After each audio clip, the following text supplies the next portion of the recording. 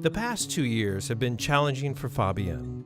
Faced with domestic violence, the 36-year-old and her 2 children were left with no choice but to leave their home. The marriage was deteriorating. We were fighting every day.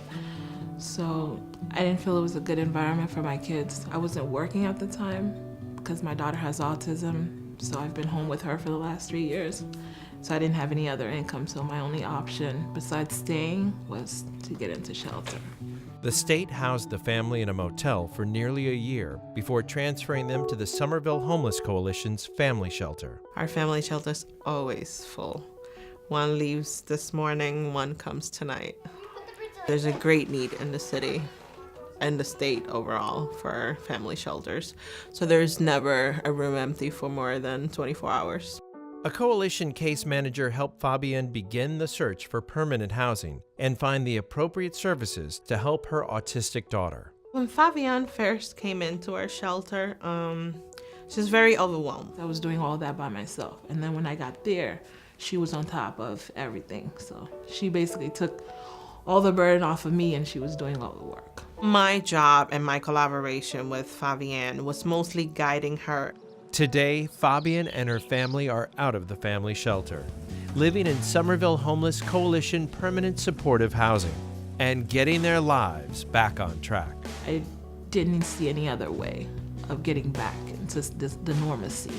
Having your own space, not having to share with other people, or showering your kid in a communal area. So, just normalcy. Having stability at home has been especially helpful to Fabienne's 16-year-old son.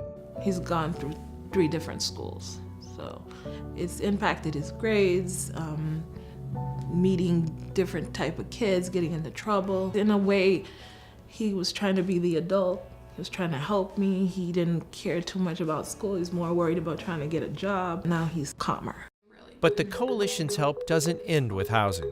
Fabienne continues to meet with a supportive services case manager who helps her handle any challenges that come up so she can stay housed for the long term. The best part of the work I do is just being able to empower others to really, improve their lives. In September, I'm gonna go to Bunker Hill Community College and major in social work. I think I'll better serve in the social work field because to some extent I could maybe understand more, have a little more empathy as to what really is going on with somebody that is in the same predicament.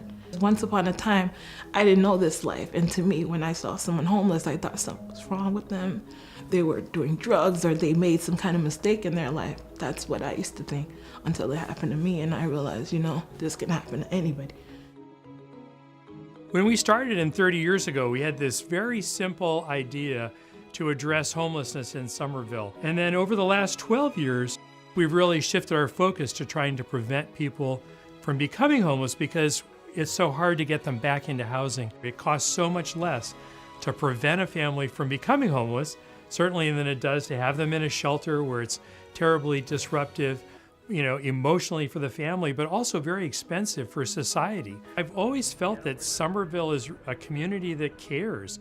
And it's not just talk, it's like people are walking the walk. We could not do the work that we do without the support we get from everyone, and we're very grateful for it.